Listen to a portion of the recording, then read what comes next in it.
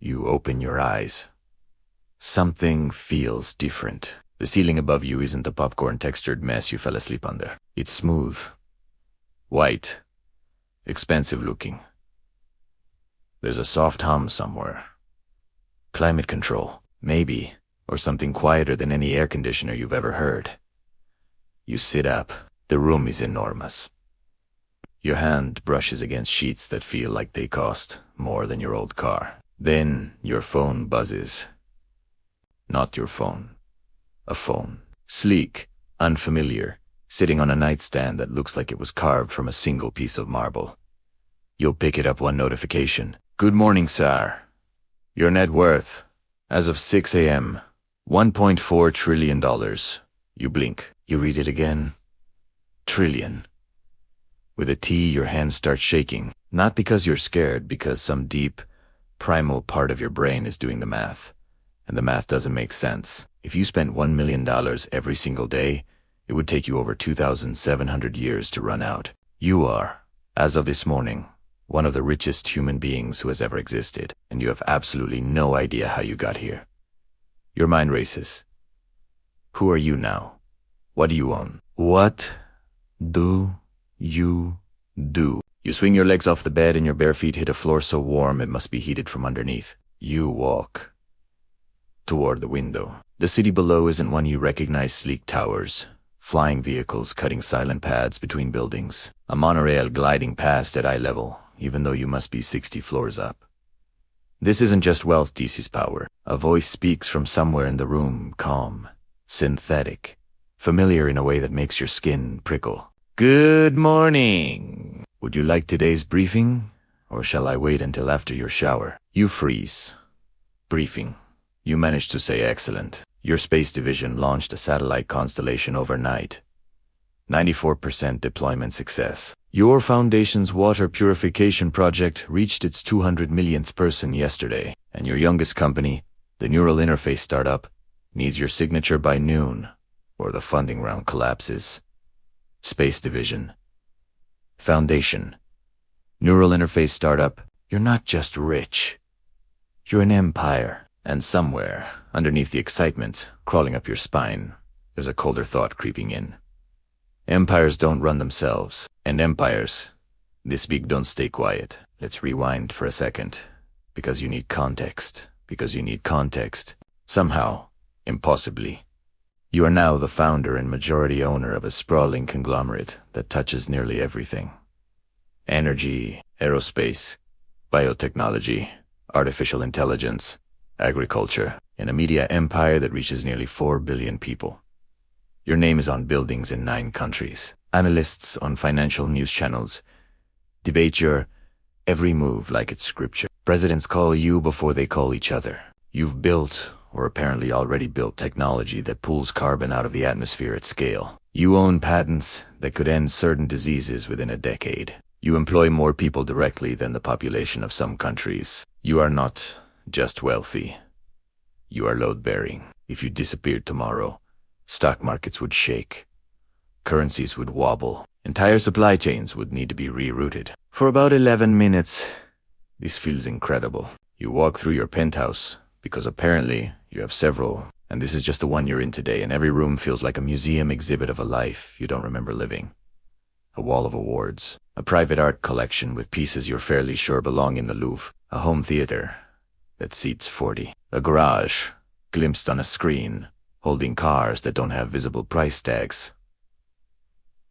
Because at this level, you don't ask. You could buy almost anything. You could buy almost anyone's forgiveness, silence, loyalty, or admiration. And that thought, once it lands, never fully leaves. The first few weeks, because yes, this becomes weeks. This becomes a life you're now living, are a blur of decisions that used to be unthinkable and are now just Tuesday. You approve the acquisition of a struggling airline because it stabilizes 12,000 jobs. You fund a vaccine research lab because your data team flags an outbreak risk in a region most people can't find on a map. You quietly pay off the medical debt of an entire hospital system in a state you've never visited, just because you can, and because for one afternoon it feels like the purest use of money you've ever witnessed. You start to understand the shape of your power. It isn't cash. Your power is leverage.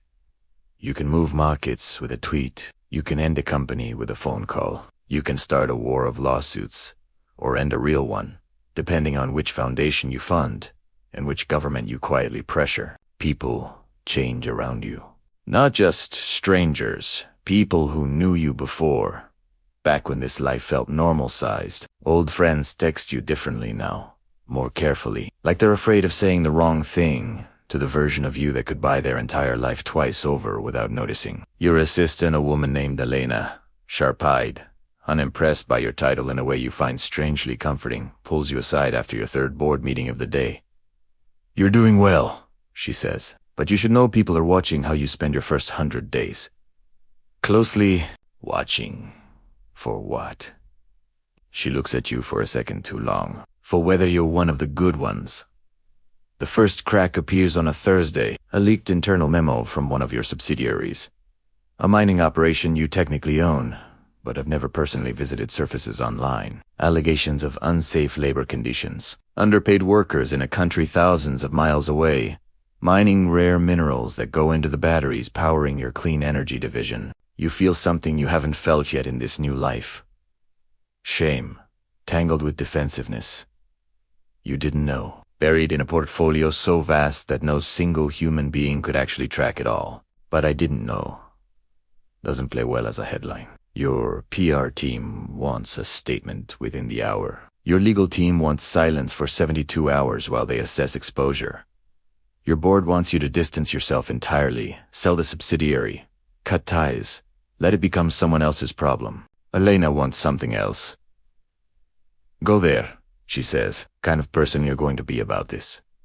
Your board thinks it's a terrible idea. Optics of a trillionaire flying halfway across the world in a private jet to look at a labor dispute, they say, could make it worse, not better.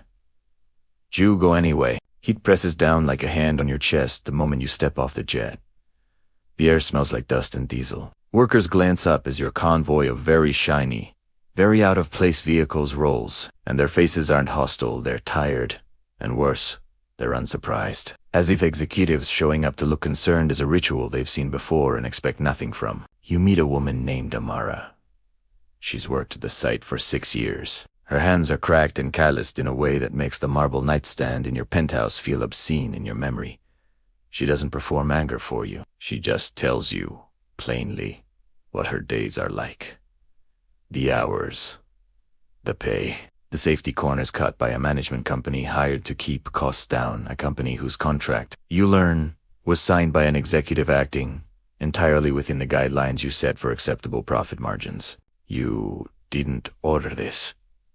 That distinction between causing harm and creating the conditions for harm sits in your chest like a stone the entire flight home. Meanwhile, the story has grown.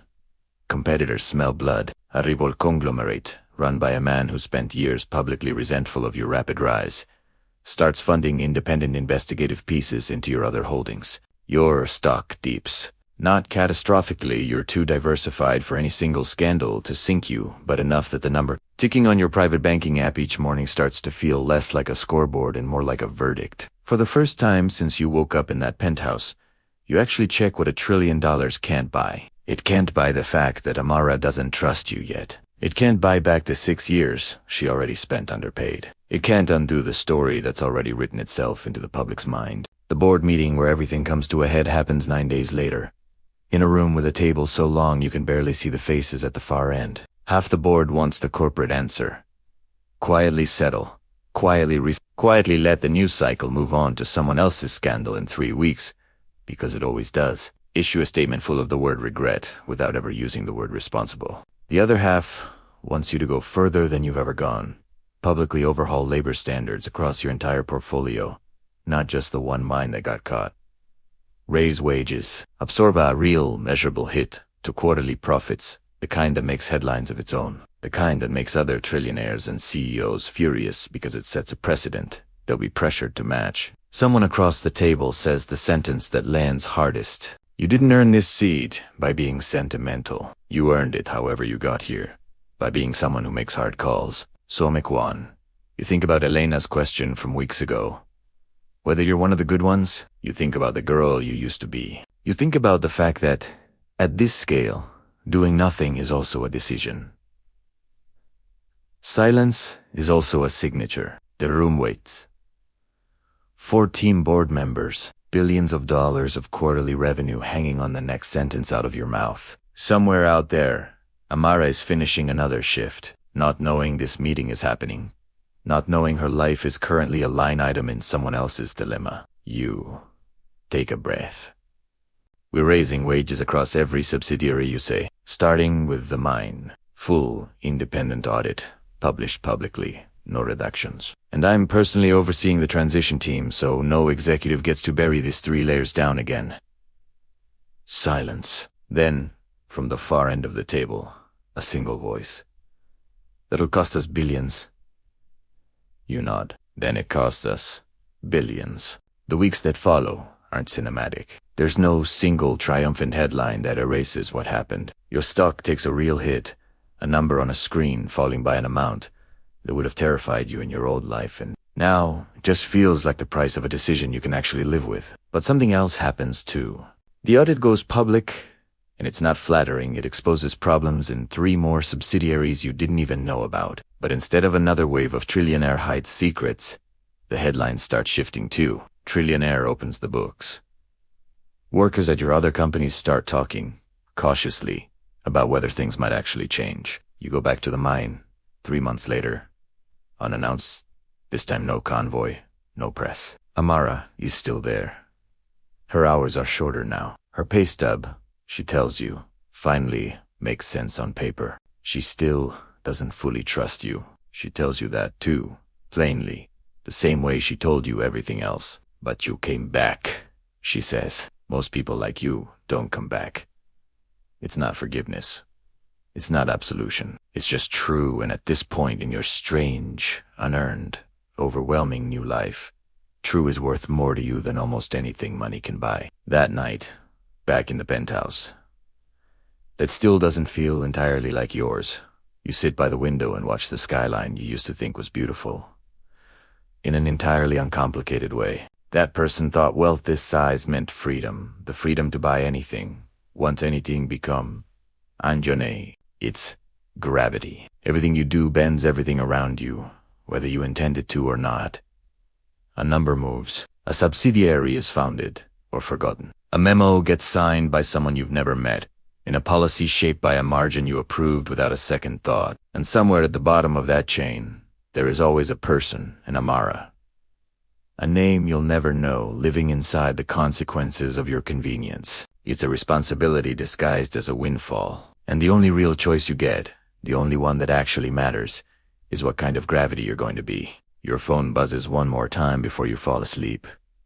The same synthetic voice, the same calm delivery. Good evening, your net worth, as of 9 p.m., $1.398 trillion. $2 billion, gone in a single day. Spent on wages and audits, and a decision that made half your board furious. And for the first time since you opened your eyes in this life, the number doesn't feel like the point. You close your eyes, and the last thought that crosses your mind isn't about what you own. It's about who you're becoming with it. Because in the end, being a trillionaire was never going to be the hard part. Staying human, while you were one, that was always going to be the real test.